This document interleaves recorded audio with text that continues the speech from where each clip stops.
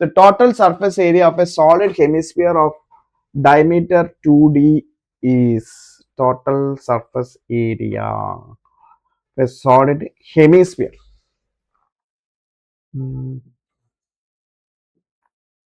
ഇതാണ് സർഫസ് ഒരു ഹെമിസ്ഫിയർ ഉണ്ടാകുന്നത്. അതിൻ്റെ ഡയമീറ്റർ 2d ആണെങ്കിൽ അതിൻ്റെ റേഡിയസ് എന്ന് പറഞ്ഞാൽ എത്രയായിരിക്കും? d ആയിരിക്കും.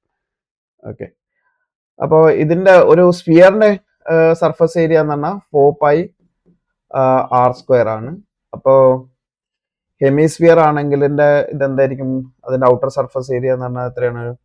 2πr² ആണ്. അപ്പോൾ ഇവിടെ എന്താ വരിക? 2πd² ആണ്.